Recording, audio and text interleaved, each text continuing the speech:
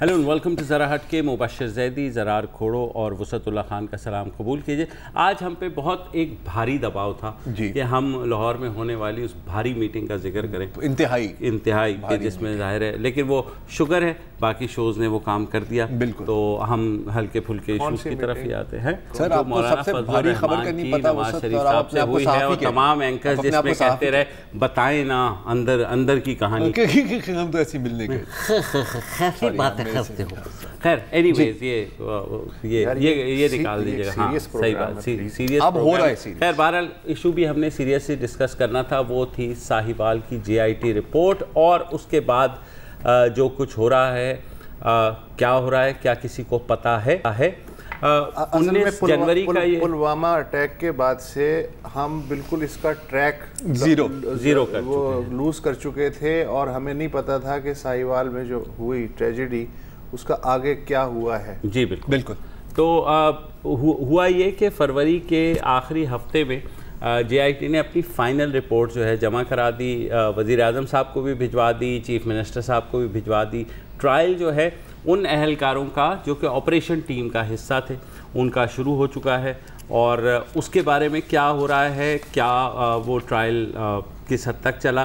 पहले हम JIT की जो फ़ाइनल रिपोर्ट आई है, क्योंकि उसके मंदरजात जो हैं वो बहुत कम जगह आए या शायद आए ही नहीं, उसमें सबको इस बात पे भी फोकस करना था कि जनाब जो हाई ऑफिशल्स थे, क्योंकि बात ये हो रही थी कि उनको हुक्म किसने दिया इस ऑपरेशन का, तो इस JIT की फ़ाइनल रिपोर्ट में उस पर कुछ रोशनी डाली गई है। इसमें 2 हाई ऑफिशल्स का जिक्र है। SSP जवाद कमर जो उस गाड़ी का पीछा कर रहे थे जो ज़ीशान चला रहा था, जिसमें खलील और उसकी फैमिली भी बैठे हुए थे और जिस पर फिर फायरिंग करके खलील, उनकी अहलिया नबीला और उनकी साहबजादी अरीबा को जाँ बहक हो गई और उनके 2 बच्चे जो हैं उमैर और जो बच्ची थी उन दोनों को गोलियां मारी गईं।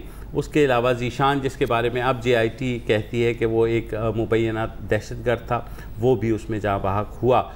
तो यहाँ JIT ने अपनी रिपोर्ट में पहले तो पुलिस की इन्वेस्टिगेशन का जिक्र किया, जिसमें उन्होंने कहा जी इंटेलिजेंस रिपोर्ट थी और इंटेलिजेंस रिपोर्ट ये थी कि जनाब शाहिद जब्बार और अब्दुल रहमान कोई 2 ऐसे दहशतगर्द हैं जिनका ताल्लुक़ दाइश से है और वो मोटरसाइकिल पे जा रहे हैं।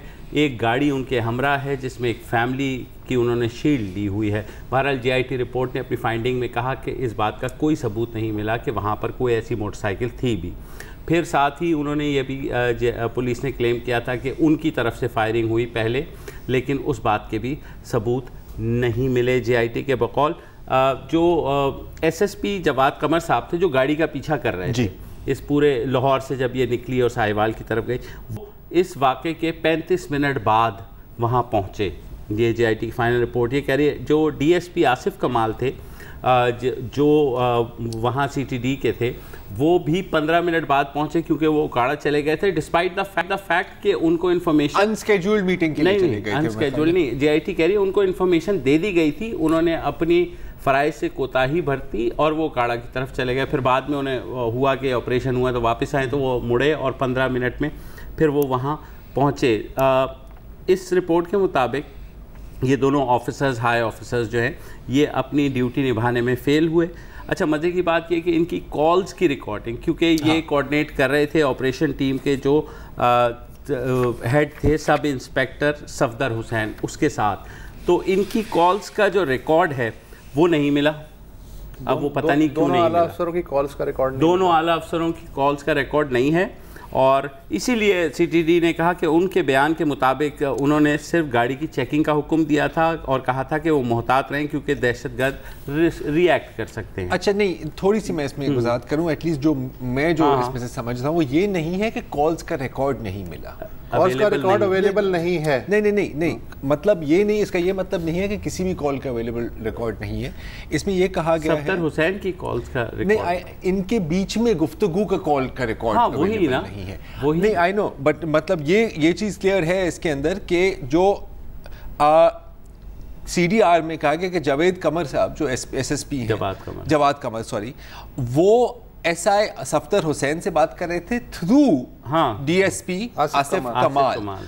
तो क्योंकि جو وہاں پر جو بات کی گئی ہے اس کی کانٹریڈکشن میں کوئی کال کی رپورٹ نہیں ملی, تو ان کی جو اورل جو سٹیٹمنٹس ہیں وہ انہوں نے کہا ہے ان کی کالز کا ریکارڈ اویلیبل نہیں ہے, یہ لکھا گیا, اس لیے ہم ان کے بیان کو جو انہوں نے وہ جو انہوں نے دیا اس کو کانٹرڈکٹ نہیں کر سکتے. بہرحال انہوں نے کہا کہ جی یہ آصف کمال صاحب جو ہے ان سے کچھ انتظامی فیلیئرز بھی ہوئے, جس میں کرائم سین کو انہوں نے محفوظ نہیں کیا, ثبوت جو ہے انہوں نے ٹائم پہ اکٹھے نہیں کیے.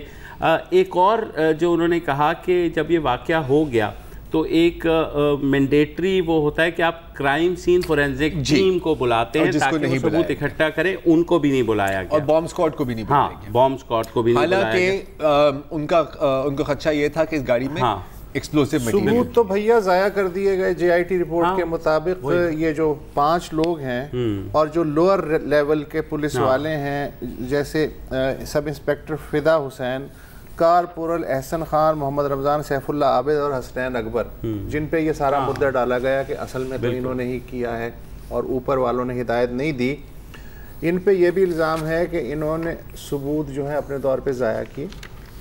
ہتھیاروں میں جو تھی ان کے پاس ہتھیار, ان میں ٹیمپرنگ کی اور اپنی ہی سرکاری جو گاڑی تھی اس پہ فائرنگ کی تاکہ یہ تاثر دیا جا سکے کہ ٹیررسٹ نے کی ہے, جو کافی ڈیمیج بات ہے, غلط. اور انہوں نے بالکل کہ سارے ثبوت ضائع کیے.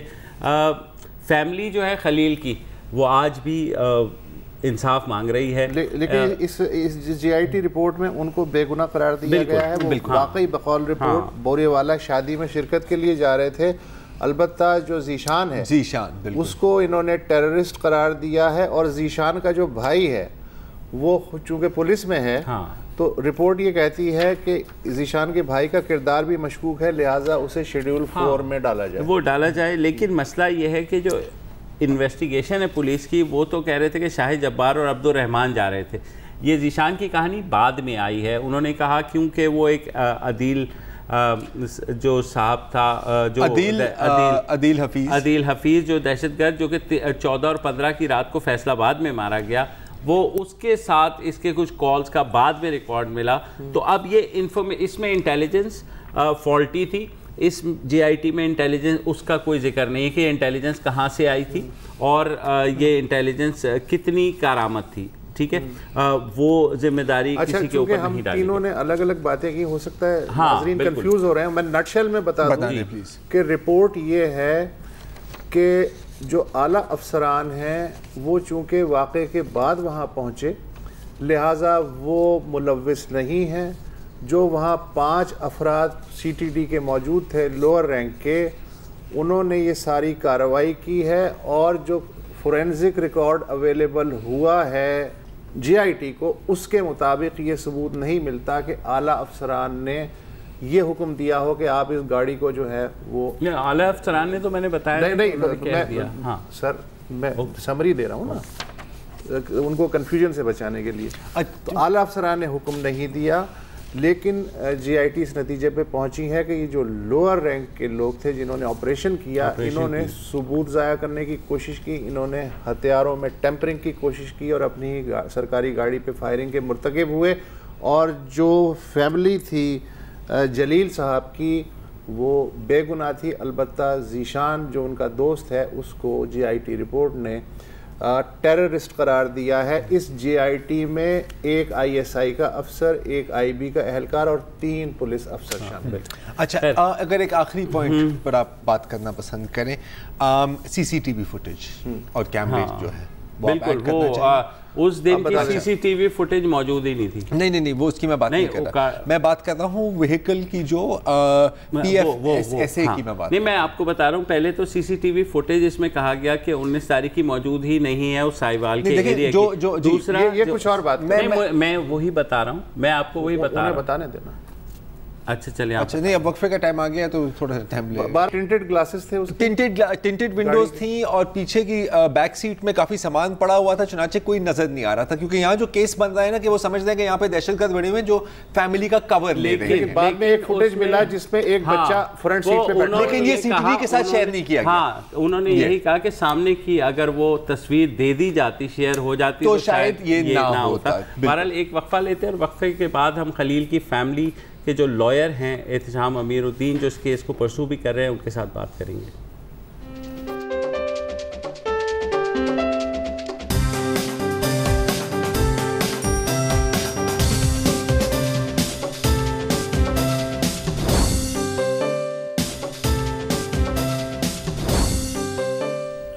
Welcome back. اور ہمارے ساتھ موجود ہیں ساہیوال تھانے میں جاں بحق ہونے والی خلیل فیملی کے لائر احتشام امیر الدین. وہ اس ٹرائل کو بھی دیکھ رہے ہیں, ساتھ ساتھ جو ہے فیملی کے لیے جو کمپنسیشن جس کے وعدے کیے گئے تھے چیف منسٹر بزدار صاحب نے اور حکومت نے, وہ بھی ابھی تک نہیں ملی ہے.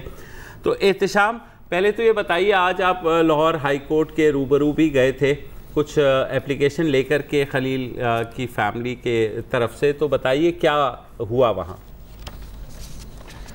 آج کی جو پروسیڈنگ تھی مبشر زیدی صاحب, وہ ٹرانسفر آف کیس کی ایک پٹیشن ہم نے دائر کی تھی chief justice Lahore high court کی عدالت میں, اور اس کے اندر chief justice Lahore high court نے سماعت کی اور میں نے اس میں بحث کی, اور میں نے جناب محترم چیف جسٹس صاحب کو یہ بتایا کہ یہ جو ٹرائل چل رہا ہے اینٹی ٹیررسٹ کورٹ ساہیوال میں, یہ جو متاثرہ خاندان ہے یہ وہاں پر جا نہیں سکتا. اس کی دو بنیادی وجوہات ہیں. پہلی یہ کہ بہت غریب لوگ ہیں, یہ ہر تاریخ پر کرائے پر گاڑی لے کر وہاں پر جاتے ہیں, and they can not afford to go to Sahiwal on each and every date of hearing. دوسری یہ کہ ان کی جان کو خطرہ ہے, آلریڈی ان کو تھریٹس مل چکے ہیں جس کے حوالے سے ایک ایف آئی آر بھی درج ہو چکی ہے, اور وہ جو ایف آئی آر ہے اس میں یہ صاف واضح طور پہ انہوں نے یہ بتایا کہ جی فون پہ ہمیں دھمکیاں دی جاتی ہیں کہ تمہیں دیکھ لیں گے, باہر نکلو, اور ان کے بچوں کے والدین کے ساتھ جو کچھ ہو گیا ہے, یہ بچے جو بیچارے سروائیورز ہیں یہ سٹار وٹنسز ہیں, سارے کا سارا کیس ان کے اوپر اب ڈیپینڈ کرتا ہے. اگر خدا نہ خواستہ ان بچوں کو کچھ ہوتا ہے تو پھر اس کیس میں کچھ بھی نہیں بچے گا, پھر جو ملزمان ہیں ان کی ایکویٹل جو ہے وہ انیویٹیبل ہے, وہ ناگزیر ہے, وہ ہو جائے گی.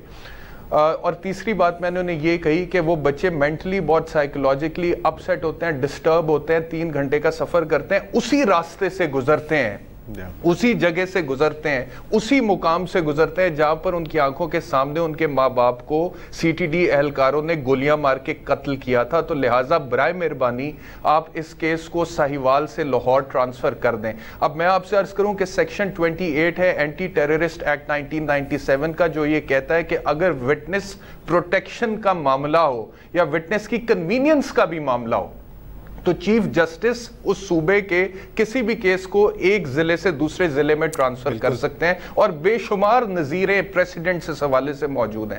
چیف جسٹس صاحب نے میری بحث سننے کے بعد اس میں نوٹس تو کر دیا سرکار کو, لیکن اس میں 20 دن کی تاریخ ڈال دی. میں نے ان سے گزارش کی کہ سر 2 دن پہلے تاریخ تھی, پھر 1 دن پہلے تاریخ تھی, پھر وہ کل تاریخ ڈال رہے تھے, اب دوبارہ پیر کو تاریخ ہے, تو ان 20 دنوں میں شاید 10 چکر لگ جائیں ٹرائل میں, انہیں بہت تکلیف ہوگی جانے میں, تو کائنڈلی آپ چھوٹی تاریخ دے دیجئے. لیکن انہوں نے میری استدعا مسترد کر دی. میں نے اس حوالے سے دوبارہ ان سے ریکویسٹ کی تو انہوں نے کہا کہ نہیں, میں تاریخ کے اوپر آپ کی بحث نہیں سننا چاہتا. میں نے ان سے گزارش کی کہ sir I have a right to argue my case, لیکن انہوں نے تاریخ چھوٹی کرنے سے انکار کر دیا, جس کی وجہ سے جو متاثرہ خاندان ہے وہ اس وجہ سے بہت زیادہ دل برداشتہ ہوا ہے کہ وہ کہتے ہیں کہ حمزہ شہباز شریف صاحب کو گھر بیٹھے چھٹی والے دن ہفتے کو پروٹیکٹیو بیل مل سکتی ہے تاکہ ان کی گرفتاری نہ ہو جائے, اور وہ پیش بھی نہیں ہوئے, اور ہمیں صرف ہم کہہ رہے ہیں کہ ہم خود آپ کے پاس آ رہے ہیں, ہمیں سن لیں, اور ہمیں 20 دن تک عدالت کے پاس ٹائم نہیں ہے. تو وہ بہت ڈس اپوائنٹڈ تھے, اور ابھی تھوڑی دیر پہلے ایک نجی ٹیلی ویژن چینل پہ انہوں نے ہاتھ جوڑ کے وزیر اعظم پاکستان عمران خان صاحب سے یہ ریکویسٹ کی ہے کہ برائے مہربانی آپ ہمیں انصاف تو شاید نہیں دے سکتے, آپ ہمیں اور ہمارے بچوں کو بھی قتل کروا دیں, which is very disappointing and disheartening. صحیح بات ہے. اچھا, ان کی کمپنسیشن کا بھی ایشو آپ نے کہا کہ وہ بھی حکومت, کیونکہ ظاہر ہے جب ایسا واقعہ ہوتا ہے تو حکومت اس وقت تو دعوے کر دیتی ہے کہ جناب ہم یہ بھی کریں گے, بچوں کی کاؤنسلنگ جیسے آپ نے کہا, اس بارے میں بھی اسٹیٹ کی ذمہ داری ہوگی, ان کی دیکھ بھال, ان کی تعلیم, ان کا مستقبل, ان کے بکے. میں کم از کم مبشر زیدی صاحب اور کھوڑو صاحب اور وسعت اللہ صاحب, کم از کم اس حکومت سے میں یہ ایکسپیکٹ نہیں کرتا تھا کہ جس طرح سے پرانی حکومتیں وعدے کرتی تھیں, کوئی سانحہ ہوتا تھا, چیکس کا اعلان کیا جاتا تھا, اس کے بعد چیک دیے نہیں جاتے تھے, دیے جاتے تھے تو وہ ڈس آنر ہو جاتے تھے. میں نہیں ایکسپیکٹ کرتا تھا کہ یہ حکومت جو تبدیلی کا نعرہ لگا کر آئی تھی اس میں بھی ایسے ہوگا. لیکن حقیقت بات ہے, میں وٹنس ہوں, میں گواہ ہوں, میں ایک میٹنگ میں متاثرہ خاندان کے ساتھ سی ایم سیکریٹریٹ میں گیا ہوں. سی ایم کے جو ریپریزنٹیٹیو ہے ڈاکٹر شہباز گل صاحب, انہوں نے جس طرح شیشے میں اتارا اس خاندان کو, سب سے پہلے یہ کہ آپ جے آئی ٹی جوائن کریں, یہ جے آئی ٹی جوائن نہیں کریں, آپ کی ساری ڈیمانڈز پوری کی جائیں گی, ان پر بھروسہ کر کے انہوں نے جے آئی ٹی جوائن کی. اس کے بعد انہوں نے کمپنسیشن کا اعلان کیا پریس کے سامنے کہ 2 کروڑ روپیہ بچوں کے لیے اور 1 کروڑ روپیہ بوڑھے ماں باپ کے لیے. اور اب وہ ان کے فون کالز بھی اٹینڈ نہیں کرتے ہیں اور کہتے ہیں آج مل جائے گا, کل مل جائے گا. سی ایم بزدار صاحب ایک دفعہ چلے گئے جب میڈیا ہائپ تھی اس واقعے کے حوالے سے, اور وہ بے ہوش تھا بچہ اور اس کے بیڈ پر جا کے انہوں نے پھول رکھ دیے. تو میری گزارش یہ ہے پنجاب حکومت سے کہ اس بچے کو پھول نہیں چاہیے سر. میں وزیر اعظم عمران خان صاحب جو ابھی تک ایک دفعہ بھی اس فیملی سے نہیں ملے ہیں اور وہ ترس رہے ہیں کہ وزیر اعظم صاحب ایک دفعہ مل تو لیں, بات تو سن لیں, تو میری گزارش یہ ہے کہ سر انہیں پھول نہیں چاہیے, انہیں انصاف چاہیے ہے. آپ انہیں بتا دیجئے کہ اگر آپ انہیں انصاف نہیں دے سکتے, اور اگر آپ ٹرائل ہی ایک ایسی انوائرمنٹ میں نہیں دے سکتے جہاں پر وہ ہراسڈ فیل نہ کرے, اور ہراسمنٹ وہاں پہ بقول ان کی 1-2 دفعہ ہو چکی ہے. وہ جب وہاں پر جاتے ہیں تو اینٹی ٹیررسٹ کورٹ کے باہر سی ٹی ڈی آفیشلز بہت بڑی تعداد میں ہوتے ہیں, سول کپڑوں میں ہوتے ہیں. 1-2 دفعہ بقول ان کے بھانجے کے ان کو ہراس بھی کیا گیا ہے. تو کیا اس طرح ایک فیئر ٹرائل ہو سکتا ہے sir? Is that possible? Fair trial تو ہو ہی نہیں سکتا. اگر مدعی اور گواہان اپنے آپ کو پروٹیکٹڈ ہی فیل نہیں کرتے تو کیا فیئر ٹرائل ہوگا؟ تو بہت افسوسناک قسم کی صورتحال ہے. ایک اور چیز اگر آپ اجازت دیں, chief justice Lahore high court نے جوڈیشل کمیشن کے حوالے سے ہم نے ایک پٹیشن کی تھی chief justice Lahore high court. انہوں نے کہا جی یہ عدالت کا ثوابدید نہیں ہے, یہ حکومت کا ثوابدید ہے. میرا آرگیومنٹ ان کے سامنے یہ تھا سر کہ حکومت کا ثوابدید ٹھیک ہے آرڈیننس میں لکھا ہوا ہے, لیکن اس کے باوجود سانحہ ماڈل ٹاؤن میں حکومت کا ثوابدید ہونے کے باوجود عدالت کے فل بینچ نے حکم دیا تھا کہ جوڈیشل کمیشن کی رپورٹ کو پبلک کیا جائے, حالانکہ رپورٹ کو پبلک کرنے کا ثوابدید بھی حکومت کا ہی تھا. تو if under certain circumstances the court can order for the disclosure of the report of a judicial commission, then under the same set of circumstances the court can also order for the constitution of a judicial commission. Judicial commission کی تعیناتی کا بھی دے سکتا ہے حکم. لیکن جے I T کی report ہم نے ابھی اس کے اقتباسات کچھ پڑھے, یہ رپورٹ آپ کو تو موصول ہوئی ہوگی. جی مجھے تو موصول ہوگی, میں نے بالکل پڑھی. سر اس کے اندر سب سے پہلے تو یہ کہ جو موقع پہ 5 لوگ موجود تھے, جس میں سب سے بڑا رینک جو ہے وہ سب انسپیکٹر صفدر حسین کا, اس کے علاوہ کوئی ڈی ایس پی تک کو بھی انہوں نے ذمہ دار نہیں ٹھہرایا. ڈی ایس پی تک کو بھی ذمہ دار نہیں ٹھہرایا ریاست مدینہ میں, کہ جہاں پر بچوں کے سامنے ان کے ماں باپ کو قتل کر دیا. جبکہ جے آئی ٹی رپورٹ میں یہ لکھا ہوا ہے کہ جی ایس ایس پی جواد قمر جو سی ٹی ڈی کے تھے, وہ ان کی انفارمیشن پہ یہ ٹیم تعینات کی گئی تھی سائیوال پہ, اور وہ پیچھے سے آ رہے تھے ساتھ اس گاڑی کے, اور وقوع کے 35 منٹ بعد وہ وہاں پر پہنچ گئے تھے. اور ویسے ان کی غفلت کے حوالے سے انہوں نے کہہ دیا کہ محکمانہ کاروائی کریں, جو ابھی تک میری اطلاعات کے مطابق وہ بھی شروع نہیں ہو سکی ہے. محکمانہ کاروائی 155 سی پولیس آرڈر 2002 کی. لیکن یہ کیسے ممکن ہے کہ جب ایک افسر مکمل طور پر ڈیوٹیز اسائن کر رہا ہے کچھ لوگوں کو آپریشن کی, تو اس کا حکم بھی نہ ہو اور پھر بھی وہ لوگ یہ حرکت کر دیں. بہرحال یہ چیزیں ٹرائل کے اندر جو ہے وہ ثابت ہونی چاہیے, لیکن ٹرائل کے اندر سچ کیا ہے جھوٹ کیا ہے یہ اسی صورت میں سامنے آ سکتا ہے نا اگر ٹرائل فیئر ہوگا. اگر ٹرائل ہی فیئر نہیں ہو سکتا, وہ جوڈیشل انکوائری کا آرڈر کیا تھا chief justice Lahore high court نے. جوڈیشل کمیشن ہمارا انہوں نے استدعا مسترد کر دی کہ ہائی کورٹ لیول کا جج نہیں کرے گا, لیکن میجسٹریٹ جو ہے ڈسٹرکٹ سائیوال میں وہ جوڈیشل انکوائری کرے. 18 مارچ کو وہ آرڈر ہوا تھا مبشر زیدی صاحب, آج 9 اپریل ہے, اور یہ 20-25 دن میں وہ جو جوڈیشل انکوائری میجسٹریٹ صاحب نے مکمل کی اس کا پیکٹ ڈسٹرکٹ جج ساہیوال صاحب کی میز پر پڑا ہے اور وہ ابھی تک اس کا فیتا نہیں کھلا, جسے ہم ریڈ ٹیپزم بولتے ہیں نا سر, اس کا فیتا نہیں کھلا ابھی تک. وہ ہمیں مل ہی نہیں ہے کہ اس میں کیا لکھا ہوا ہے کیا نہیں لکھا ہوا. تو بڑے عجیب و غریب حالات. اچھا ایک شام یہاں بریک لیتے ہیں, بریک پہ آئیں گے اور جو ٹرائل ایکچوئل ہو رہا ہے اس پر بھی بات کریں گے کہ وہاں کیا چل رہا ہے. ایک سوال میرا بھی رہتا ہے. آپ ایک سوال وسعت کا بھی ہوگا, ایک بریک لے لیتے ہیں.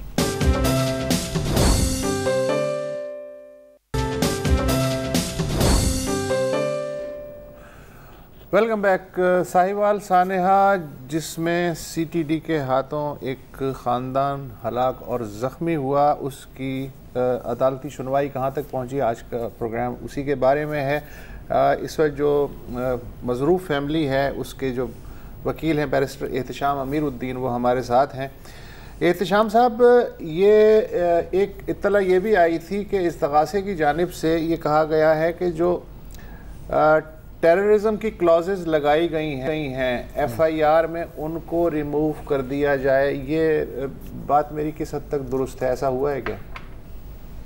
اطلاعات بالکل درست ہیں. یہ سیکشن 23 کی اپلیکیشن آئی ہے ان کی ملزمان کے وکلاء کی طرف سے کہ جی اس کے اندر جو 780 لگا ہے دہشت گردی کی کلوز اس کو ریموو کر دیا جائے. کیوں؟ کیونکہ اس اب بقول ان کے کہ یہ دہشت گردی کا واقعہ نہیں ہے, اس وجہ سے اس کو ریموو کر دیا جائے اور ایک عام جو سیشنز کورٹ یا کرمنل کورٹ ہوتا ہے جہاں پہ ایک مرڈر کا ٹرائل چلتا ہے, قتل کا, وہاں پر اس کو چلایا جائے.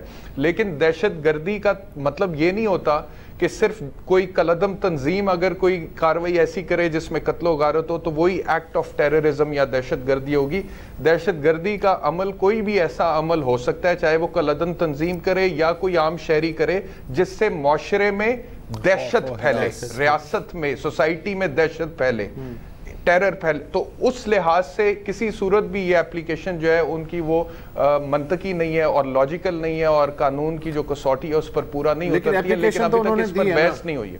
تو انڈائٹمنٹ کا کب تک ہے, ان کا جو انڈائٹ ہونے کا ہے فرد جرم کی آپ بات کر رہے ہیں, فریمنگ آف چارج کی, ابھی تک وہ نہیں ہوا, ابھی تک نہیں ہوا. پروبیبلی ہو سکتا ہے کہ اگلی تاریخ پر وہ ہو جائے, فرد جرم ان کے اوپر عائد ہو جائے, کیونکہ ابھی ملزمان جتنے بھی ہیں وہ ساروں کے وکیل بھی انہوں نے ابھی اپنے انگیج نہیں کیے تھے, کچھ نے کر لیے تھے اور کچھ ابھی کر رہے ہیں, تو ہو سکتا ہے کہ اگلی ڈیٹ پر فرد جرم عائد ہو جائے. اچھا اب ہم ادھر بھی چلیں گے کہ اب یہاں سے ہم کہاں جائیں گے. آپ نے جب خاندان کی بات کی کہ پنجاب حکومت بالکل دوسری طرف دیکھ رہی ہے, تو آپ کے تو تعلقات ہیں شہباز گل سے بھی, یا بینگ اے لائر آپ بھی اپروچ کر رہے ہوں گے ان کو کہ بھائی فیملی کو آپ نے تنہا چھوڑ دیا ہے, تو کیا وہاں آپ کو کچھ رسپانس ملا ہے؟ میرے تو تعلقات صرف اس کیس کی وجہ سے شہباز گل صاحب سے استوار ہوئے تھے, اس سے پہلے میں کبھی ان سے ملا بھی نہیں تھا مبشر زیدی صاحب. اور جب یہ پریس کانفرنس ہوگی جے آئی ٹی انہوں نے جوائن کر لی, انہوں نے اعلان کر دیا, اس کے بعد سے گل صاحب somehow lost interest in the case. میرے خیال میں اوپر سے جو ان کو پریشر تھا شاید وہ ریلیز ہو گیا. انہوں نے کئی دفعہ مجھے یہ کہا تھا کہ پرائم منسٹر صاحب کا مجھے حکم ہے کہ ہر طرح سے مدعی جو ہیں جلیل وغیرہ خلیل فیملی جو کہ انوسنٹ ہے جے آئی ٹی کی رپورٹ کے مطابق, ان کو آپ نے اکوموڈیٹ کرنا ہے اور ان کو انصاف ملنا چاہیے. somehow I don't know شاید اوپر سے وزیر اعظم صاحب کا پریشر اب ختم ہو گیا, جس کی وجہ سے گل صاحب کا بھی جو انٹرسٹ ہے وہ لوز ہو گیا. میری بھی ایک دو دفعہ میں نے انہیں کال کیا, انہوں نے اٹینڈ نہیں کی. احتشام صاحب یہ بتائیے کہ یہ تو جی آئی ٹی رپورٹ کی آج ہم بات کر رہے ہیں, جوڈیشل انکوائری کی بھی آپ لوگوں کی طرف سے کوئی مطالبہ یا درخواست دی گئی ہے کیا؟ نہیں, جوڈیشل انکوائری کی درخواست ہماری طرف سے نہیں تھی. وہ از خود chief justice Lahore high court نے جوڈیشل انکوائری کا حکم دیا تھا. انہوں نے کہا تھا کہ جوڈیشل کمیشن جو ہے وہ حکومت بنا سکتی ہے, ہم نہیں بنا سکتے, ہم جوڈیشل انکوائری کا لوکل میجسٹریٹ کو کہہ سکتے ہیں. پھر کیا ہوا؟ لیکن یہی تو میں آپ سے گزارش کر رہا ہوں کہ وہ جو جوڈیشل انکوائری میجسٹریٹ صاحب نے 18 مارچ کو مکمل کر لی تھی اور وہ پورا اس کی فائل بنا کے اس کا پیکٹ بنا کے بھیجا تھا, وہ پیکٹ انسیل نہیں ہو سکا. بالکل ابھی فیتا بھی نہیں اس کا کھلا نا. اچھا تو آپ تو وکیل ہیں, آپ یہ کیسز دیکھتے بھی رہتے ہیں, تو کیا اب ہم سمجھیں کہ یہ کیس بھی اسی طرف جائے گا جس طرح پرانے کیسز جاتے رہے ہیں؟ فی الحال جو صورتحال ہے اس میں تو یقیناً یہ کیس اسی طرف جا چکا ہے, لیکن میں یہ سمجھتا ہوں کہ اگر دوبارہ سے میڈیا اس کیس کے حوالے سے آواز اٹھائے اور وہ لوگ جو بیچارے اس وقت وزیر اعظم کو یہ اپیل کرنے پر مجبور ہیں کہ اس سے بہتر ہے کہ آپ ہمیں بھی قتل کروا دیں, ان کا ساتھ دیں, تو این ممکن ہے کہ انصاف کے تقاضے پورے ہوں. اور انصاف کا تقاضا مبشر زیدی صاحب یہی ہے نا کہ کم از کم ریاست نمبر 1 ان بچوں کی تو کفالت کرے جن کے ماں باپ چھین لیے ہیں. ویسے تو آئین میں لکھا ہوا ہے کہ روٹی کپڑا مکان تعلیم صحت ریاست نے ہر اس شہری کو دینا جو افورڈ نہیں کرتا, لیکن جس کے ماں باپ چھینے کم از کم اس کو تو دے دو, باقیوں کو تو چھوڑ دو. اور دوسرے نمبر پہ انہیں فیئر ٹرائل دے دو. ان بچوں کی کاؤنسلنگ کے لیے کچھ ایسا کچھ حکومت نے کیا ہو؟ سر کاؤنسلنگ کے لیے شروع میں بالکل انہوں نے کیا تھا, سائیکالوجسٹ اور سائیکیٹرسٹ کا بندوبست کیا تھا, وہ گھر آ کے ان کو ملتے بھی رہے ہیں. اس کے بعد سے وہ کاؤنسلنگ اب مزید نہیں ہو رہی ہے. لیکن مبشر زیدی صاحب مجھے ایک بات بتائیے نا, آپ کاؤنسلنگ کا آپ پوچھ رہے ہیں, ایک طرف سائیکالوجسٹ کو آپ بھیجیں گھر کے اس بچے کی کاؤنسلنگ کرو, اور دوسری طرف اس بچے کو دوبارہ ساہیوال بار بار بلائیں اور مینٹل ٹارچر کاؤنسل بھی کریں اور ٹرامیٹائز بھی کریں ساتھ ساتھ. بالکل جی ایگزیکٹلی.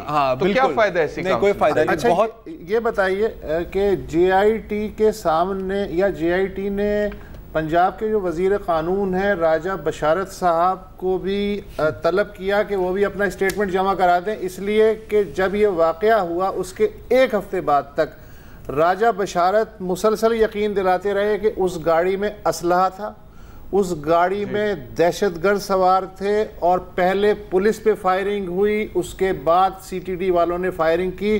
ڈیفینڈ کرتے رہے راجہ بشارت, حالانکہ کوئی جے آئی ٹی نہیں بنی تھی, کچھ نہیں بنا تھا, لیکن پتہ نہیں انہیں یہ ساری معلومات کہاں سے ملی. پھر ایک ایک کر کے ان کی ساری معلومات جو ہیں جے آئی ٹی نے رد کر دی. تو کیا جے آئی ٹی نے انہیں بتایا کہ بھائی صاحب آپ آ کے ذرا اسٹیٹمنٹ دے دیں کہ آپ کو کہاں سے یہ معلومات ملی تھی؟ وہ جو آپ بات کر رہے ہیں نا کہ اسلحہ اور جتنا بھی دہشت گردی کا سامان راجہ بشارت صاحب نے کہا تھا, یہ جے آئی ٹی نے نہیں رد کیا تھا, گورنمنٹ آف پنجاب نے بعد میں آف دا ریکارڈ رد کیا تھا کہ ہمیں اطلاعات جے آئی ٹی نے یہ دی ہے کہ اس میں سے کچھ نہیں برآمد ہوا.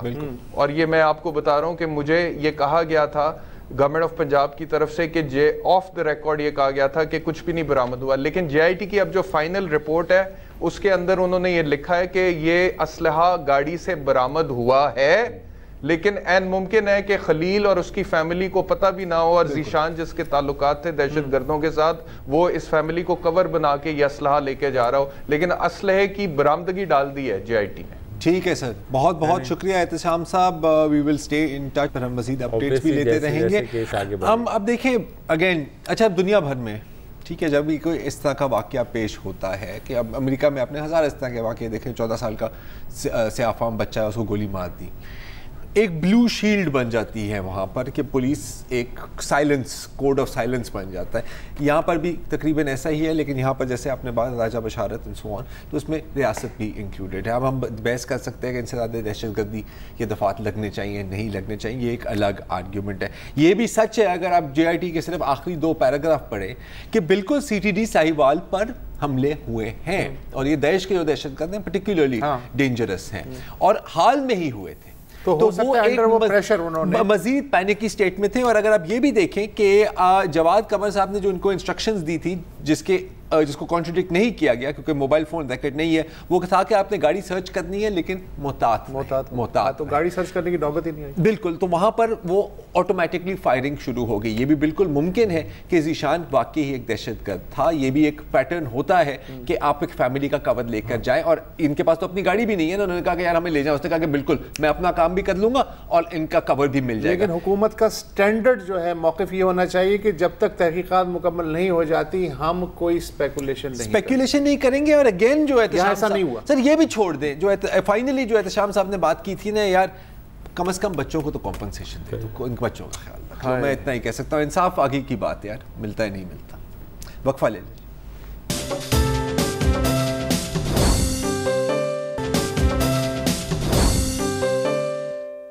میں آپ کو بتاؤں سر کہ اتنی زیادہ چیزیں اچھی ہونے والی ہیں, اتنی زیادہ اچھی ہونے والی ہے, اور especially stock exchange, property, industry, خاص طور پہ جو میڈیا کے مالکان کہہ رہے ہیں اپنے لوگوں کو ہمارے پہ ڈال کے نکال رہے ہیں, ان سب کو میں کہتا ہوں کہ ان سب کو روک لیں. اچھا, کیونکہ بندوں کی شارٹیج ہو جائے گی. اتنی نوکریاں آپ کی آنے والی, میں یہ نہیں بات کر رہا سالوں کی, میں ہفتے 10 دن 2 ہفتے 4 ہفتے کی بات کر رہا ہوں. یہ تو بہت بڑی خوشخبری دے رہے ہیں یہ آپ کو کہ چند ہفتوں میں پاکستان کے حالات ٹھیک ہونے والے ہیں. پان والا ٹھیلے والا بھی کہے گا مجھ سے ٹیکس لے لو. اللہ کرے آپ صحیح کہہ رہے ہو. شروع ہو جائیں گے, صرف شروع ہو جائے گی, لوگوں کی خوشحالی نظر آنا شروع ہو جائے گی, نوکریاں کاروبار بڑھنا شروع ہو جائیں گے, آسانی کر دیں گے لوگوں کو, ٹیکس آنا شروع ہو جائے گا, ترقی کی طرف گامزن ہونا شروع ہو جائیں گے. میں کھڑا ہوں اپنی بات کو. اگر خدا نہ خواستہ صحیح ثابت نہیں ہوتا تو پھر 5 ہفتے کے بعد فیصل واڈا صاحب پھر آپ یہاں پہ آگے یہ نہ کہے گا کہ وہ یہ تو اللہ کی مرضی تھی, پھر آپ کو کوئی نہ کوئی جسٹیفیکیشن دینی پڑے. میری تکہ بوٹی کر دیجیے گا. جی تو یہ جو لائن لی ہے فیصل بھائی نے, یقیناً آپ لوگ اس کا کوئی مذاق اڑانے کے موڈ میں ہوں گے. میں تو کہہ رہا ہوں بڑی پازیٹیو بات ہے. مجھے بھی یہ والا نشہ کرنا ہے کہ مجھے بھی کسی دن انشاءاللہ کرا دیں گے آپ کو. بالکل کرا دیجیے گا. مصعب آپ کو کیا ان کے پاس تو اقتدار کا نشہ ہے. میرا یہ خیال ہے کہ یہ سن کے اسد عمر کو اپنا واشنگٹن کا ٹرپ جو ہے نا وہ وہیں ختم کر دینا چاہیے. آئی ایم ایف کو کیا, کل کو آئی ایم ایف ہمارے پاس آئے گی. لیکن آپ کو پتہ ہے یہ فیصل واڈا ہوں کہ اسد عمر ہوں, یہ سب ایک ہی پیج پہ ہیں. وہ کیسے؟ وہ ذرا تھوڑے سے ذمہ دار, ظاہر وزیر خزانہ ہے, وہ اس طرح ڈائریکٹ تو نہیں انکشاف کریں گے جیسے 2 ہفتے کے اندر واڈا بھائی کر رہے ہیں. ہاں سب لائن پہ لگ جائیں گے. علی زیدی جو ان کے شپنگ منسٹر ہیں, انہوں نے کہا یہ جو مہنگائی ہوئی ہے نا یہ اصل میں روپیہ ڈیویلیو ہوا ہے, اس کی وجہ سے ہوئی ہے.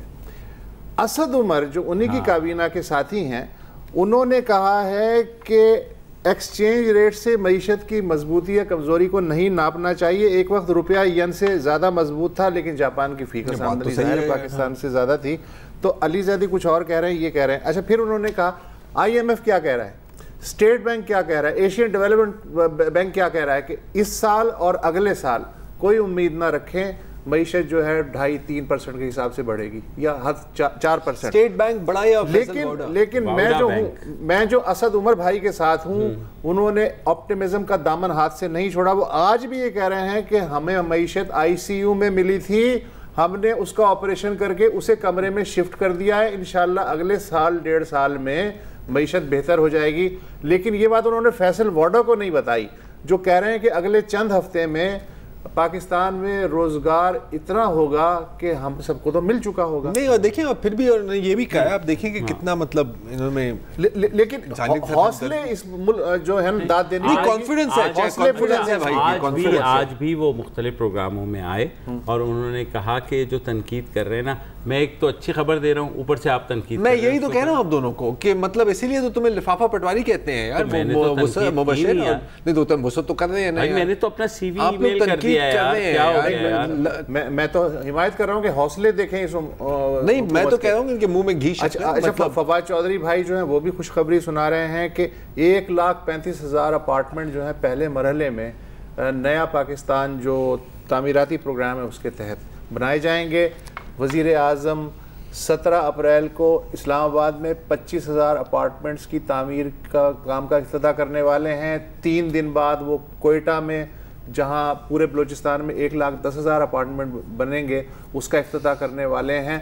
آپ لوگ اس پہ ہیں کہ یار پیسہ کہاں سے آئے گا, آپ تو سود دینے کے لیے بھی قرضے لے رہے ہیں یو اے ای سے, سعودی عرب سے, چین سے, لیکن یہ حوصلے ہیں کہ اس کے باوجود جو ہے یہ سارے تعمیراتی پروگرام یہ ہوا اور احساس کا پروگرام جو ہوا, یہ ہوتا ہے لیڈر, یہ ہوتی ہے ویژن, صحیح بات, وہ جاری رہے گا پیسے ہونا. ہاں لیکن یہ کہ دیکھیں دل تو گارڈن ہو گیا نا. ہاں بالکل ہو گیا. اور اگر ناظرین آپ کا دل میں بھی ابھی بھی کوئی شکوک و شبہات ہے تو جہاں سے یہ سلسلہ شروع ہوا تھا خوشخبری دینے کا, ہم وہیں پہ پروگرام ختم کر رہے ہیں. امید ہے آپ مراد سعید صاحب کی بات, مراد سعید صاحب کا وہ الیکشن جیتنے کے فوراً بعد سنیے کہ جس دن عمران خان نے حلف لیا تو میرا پاکستان کا 200 ارب ڈالر جو باہر پڑا ہوا ہے, عمران خان اگلے دن اس کو پاکستان واپس لے کے آئے گا. میرے ملک کے اوپر قرضہ کتنا ہے؟ 100 ارب ڈالر. پہلے دن 100 ارب ڈالر باہر دنیا کے منہ پہ دے مارے گا اور 100 ارب ڈالر آپ کے اوپر لگائے گا. السلام علیکم. اگر آپ کو ہمارے شو پسند آیا ہے تو پلیز ہمارے یوٹیوب چینل کو سبسکرائب کریں, اور اگر مناسب سمجھے تو اس ویڈیو کو لائک بھی کر لیں, تو کوئی حرج نہیں ہے, اور شیئر بھی کر لیں اور کمنٹ بھی کر دیں جی, ورنہ وہ سب ایسے ہی لکھتے رہیں. اور یہ جو دونوں کہہ رہے ہیں یہ کر لیں جی پلیز, نہیں تو ہمیں بھی گھر جانا ہے, میں آپ کے کمپیوٹر میں نہیں رہنا 24 گھنٹے. صحیح بات.